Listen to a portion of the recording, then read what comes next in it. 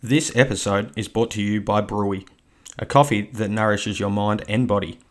Brewy is an organic coffee blend loaded with 6 adaptogenic mushrooms, so you can enjoy the benefits of superfoods while being fueled in your day-to-day life. To receive your Brewy discount code, tag a friend in this episode's coming soon post.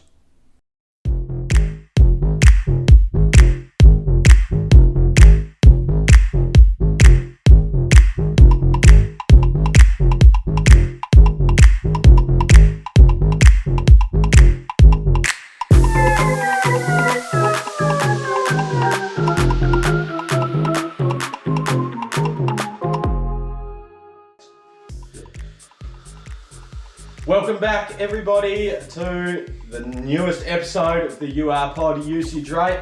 For those of you that are just joining us, I'm Jamie and this is James. Hello guys, how are we going?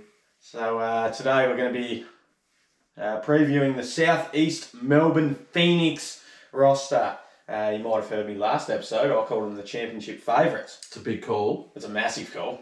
It's one that could bite you in the arse. Well, since me man Big Sauce has gone down and Yes. made very well. A big condiments.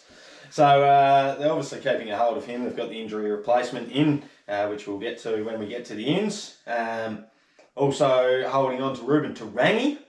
Underrated player. Yeah, my most underrated player in the That's right, he was too. I love him. I think he Provides does a bit of heaps. everything. Yeah, I love him. Be an awesome teammate, I reckon. Gary Brown. You know what he reminds me of? Every time I hear his name, I just want to eat light and tangy chips. Ruben to light and tangy. Yeah. Don't mind that. Don't mind that at all.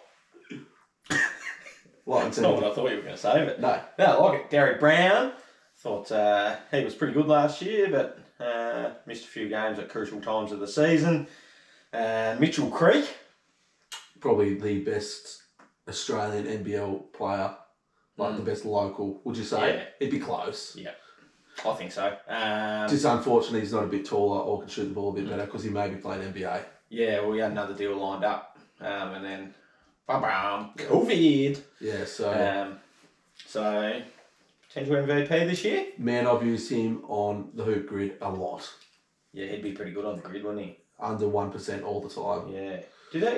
Was he on the Timberwolves roster there for a He's bit as played well? for Minnesota and Yeah. he's played for Brooklyn. We're Brooklyn out.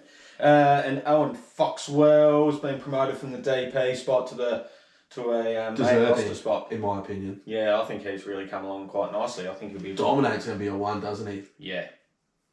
Yeah, who's he play for? Eltham? Yeah. I think he does, or did.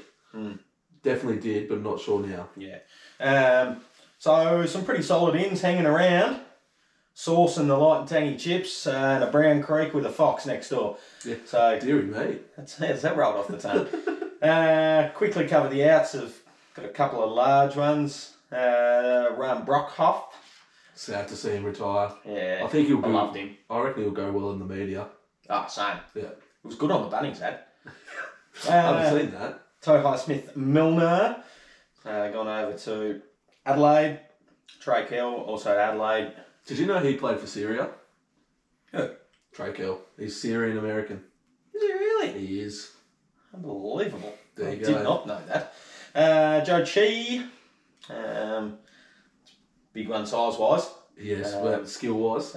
Yeah. No, I think he's alright. But I think there was a bit of mix-up between him and Williams. They kind of didn't really He know didn't play which as many system. minutes as I thought he was going to last year. No. He played the 9 games. 14 minutes a game. Not a lot, really. This next one's probably a bigger out in my Yeah. opinion. Dane Pinot. Yes. Yeah, over to the Breakers, which we've spoken about. So go back and have a look at that episode. Junior Madut. Jackies. Come down to the Jackies. I'm pretty excited about that. Didn't see a lot of time in the World Cup, but Kyle Adnam. We spoke about him in our first episode. I don't think I've ever seen someone be a captain and out of the league within 2 seasons. He must be a good bloke. Last year. Must be a good bloke. Yeah. But his basketball mustn't be awesome. And he played in the World Cup qualifiers too, didn't he? He's a boomer. He's had a good career. Imagine that going. Captain, World Cup qualifiers. See you later. Ta-ta. Surely someone will pick him up at some point in the so. year. Yeah. You can't He's leave too talented to not, like, he may be short, but he can shoot. Yeah, he can bright a spark. Bloody killed us in game 1 last year. He did. Nearly. That game I thought was going to knock us out of the playoffs. It was the first game of the year. So the ends. My man Gak. Gak.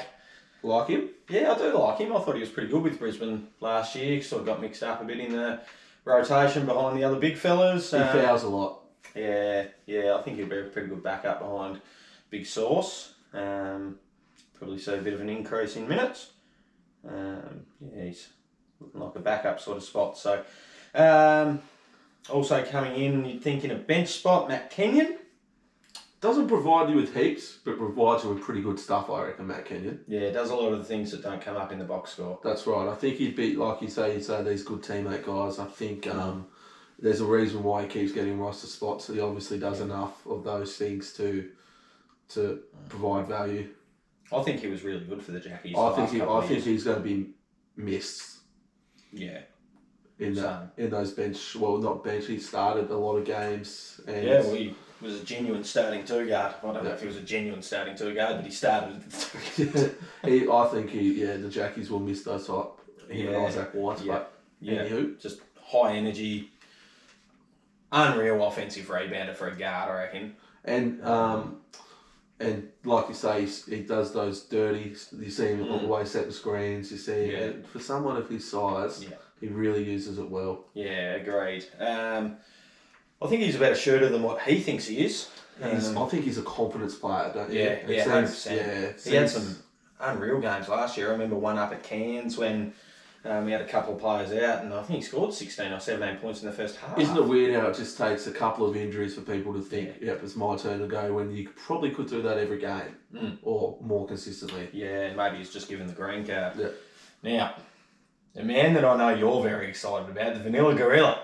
Yeah, it's Reece Bay. Reece Bay. Tell us about Reece Bay. Well, I mean, the only probably reason that I don't know if he's played, I think it would have been a long time since he's played in the NBL, if he has. It's 4 or 5 years. He was at Perth. He's a 4-time champ with the Wildcats. You know these guys are well respected within Australian basketball if they keep turning up on these World Cup qualified squads, if they play overseas. Like these Nick Kay, Reece Bay, these kind of guys, because they usually do. You see those squads are filled with NBL players. So to get them it's almost a bias, isn't it? It must be quite well respected, and he's a shooting big man, which is a pretty good thing to have in the NBL, because obviously the stretch bigs is important in modern day basketball. So we think he'll play the 4? I think so. Yeah, and obviously Mitch Creek plays there. Maybe he slides down to the 3. They could potentially play together. Creaky hasn't been... They would have played a lot of basketball together. Yeah. Through the Burners program, I would have thought. Yes, definitely. Similar sort of age groups. It could be interesting. They could throw some lineups out there, allowing Creek to not be required to shoot so